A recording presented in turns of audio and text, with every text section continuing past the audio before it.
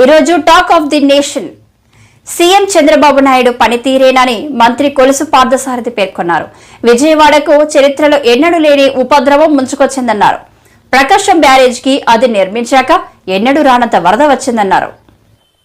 విజయవాడకి చరిత్రలో ఎన్నడూ లేని ఉపద్రవం వచ్చింది. ప్రకాశం బ్యారేజ్కి అది నిర్మించిన తర్వాత ఎన్నడూ రాని వరద వచ్చింది. కానీ ఈ రెండింటిని ఎదుర్కోవటంలో అనుభవజ్ఞుడైన విజనరీ అయిన గౌరవ ముఖ్యమంత్రి చంద్రబాబు నాయుడు గారి పనితీరు గురించి దేశమంతా కూడా చర్చించుకుంటుంది. ఎందుకంటే మనం చాలా రాష్ట్రాల్లో చూసింటాం, మన రాష్ట్రంలో కూడా చూసాం.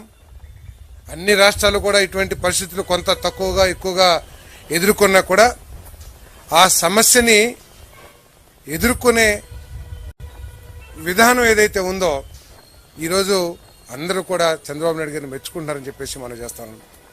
అంటే ఇటువంటి కష్టకాలంలో ఎవరినో పొగడటం గురించి మాట్లాడటం కాదు, కానీ ఈ ఉపద్రవాన్ని ఎదుర్కోవటం కోసం ఆయన పడ్డ ఈ వరద ప్రారంభమే ఉంటూ ఇక్కడ సహాయ కార్యక్రమాలని పర్యవేక్షించడం జరిగింది. మొదటి అధికార యంత్రాంగాన్ని కానివ్వండి, ప్రతి వార్డుకి ఒక మినిస్టర్, ఒక ఐఏఎస్ ఆఫీసర్, ఒక జిల్లా అధికారి, ఒక సచివాలయం అధికారిని ఏర్పాటు చేసి సహాయ కార్యక్రమాలని ప్రతి క్షణం కూడా పర్యవేక్షిస్తూ ప్రజలు ఎదుర్కొన్న సమస్యలకి పరిష్కారం చూపించింది ప్రభుత్వం అని చెప్పేసి మనం చేస్తాను. ప్రజలు తీవ్ర ఇబ్బందులు పడ్డారు. గతంలో ఎప్పుడు కూడా ఇంత ఇబ్బందులు పడ్డ పరిస్థితులు అయితే మాకైతే జ్ఞాపకం లేవు. ప్రతి గ్రౌండ్ ఫ్లోర్లో ఉన్న ప్రతి ఇల్లు దాదాపు 120 సచివాలయ పరిధిలో చాలా ఇల్లు గ్రౌండ్ ఫ్లోర్లో 6 అడుగుల లోతు 5 అడుగుల లోతు నీళ్లు ప్రవహించి మరి వారి జీవనాన్ని అతలాకుతలం చేసిన పరిస్థితులు మనం కూడా చూసాం. వాళ్ళు చాలా భయాందోళనకు గురయ్యారు. ఏమైపోతుందో అర్థం కాని పరిస్థితి. ఒకరోజు వస్తే సరే రేపు తగ్గిపోతుంది అనుకోవచ్చు, రేపు తగ్గకపోతే ఎల్లుండి తగ్గిపోతుంది అనుకోవచ్చు, కానీ 5-6 రోజులు ఇటువంటి పరిస్థితి ఉంటూనే మరి టీవీల్లో వాతావరణం గురించి అక్కడ ఉధృతమైన భారీ వర్షాలు, ఒక మోస్తరు వర్షాలు, మళ్ళీ అల్పపీడనం, ఇటువంటి వార్తలతో ప్రజలందరూ కూడా మరి చాలా భయాందోళనకు గురయ్యారని చెప్పేసి మనం చేస్తామన్నాను.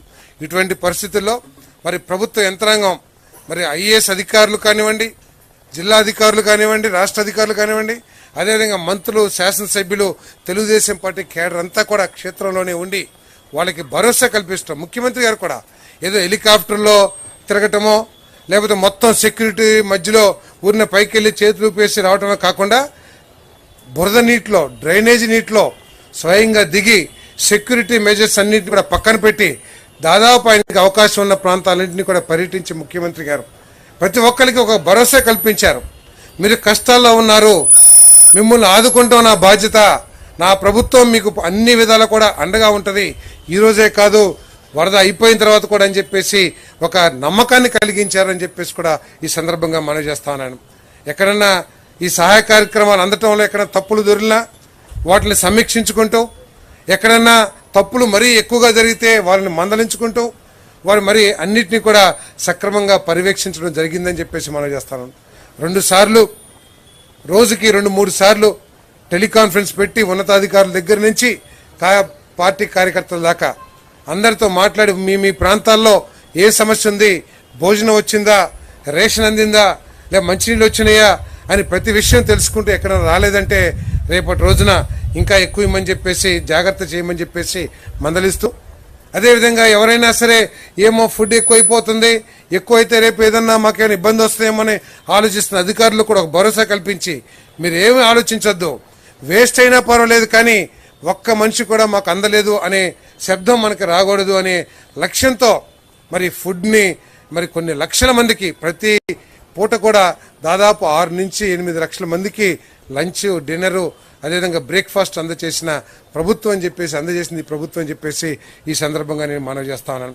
అదేవిధంగా ఎప్పుడు అనేక సార్లు వచ్చిన ఇటువంటి వరదలు, కానీ గతంలో ఎన్నడూ లేని విధానాల్ని ఈరోజు మనం ఆచరించామని చెప్పేసి మనం చేస్తాం. ఎక్కడికైతే యంత్రాంగం చేరుకోలేకపోయిందో, ఎక్కడికైతే బోట్లు కూడా వెళ్ళలేని పరిస్థితి ఉందో, ఎక్కడైతే వాహనాలు వెళ్ళలేని పరిస్థితి ఉందో అక్కడికి డ్రోన్స్ని కేంద్ర ప్రభుత్వంతో మాట్లాడి డ్రోన్స్ని తెప్పించి డ్రోన్స్ ద్వారా అక్కడ పరిస్థితుల్ని బేరీజు వేసుకుంటూ డ్రోన్స్ ద్వారా ఫుడ్ని చేరవేస్తూ అదేవిధంగా హెలికాప్టర్ల ద్వారా కూడా దాదాపు 55 నుంచి 70 టన్నుల దాకా ఆహార పదార్థాలని మరి చేరలేని ప్రాంతాలకి చేరవేస్తూ మరి వినూత్నంగా మరి కొత్త తరహాగా అంటే ప్రజల సమస్యలకి పరిష్కారం చూపించాలి, ప్రజలకు ఒక భరోసా కల్పించాలనే లక్ష్యంతో పనిచేసిందని చెప్పేసి ఈ సందర్భంగా మనం చేస్తామని. మరి మనందరికీ తెలిసిందే ఈ వర్షాకాలంలో విష జ్వరాలతోనే చాలా మంది ఇబ్బంది పడుతున్న మనకు పరిస్థితులు తెలుసు. మరి అటువంటి పరిస్థితుల్లో శానిటేషన్ కోసం ఒక లక్ష్యంగా, ఒక టార్గెట్గా, ఒక సిస్టమేటిక్గా మరి బృందాలను ఏర్పాటు చేసి దాదాపు 4-5 వేల మందిని అనేక ప్రాంతాల నుంచి అవసరమైతే కొత్తగా మరి డైలీ వేజెస్ మీద పెట్టి కానీ వాళ్ళు 5,000 మందిని వినియోగించి శానిటేషన్ పరిస్థితులు, శానిటరీ పరిస్థితులు మెరుగుపరచ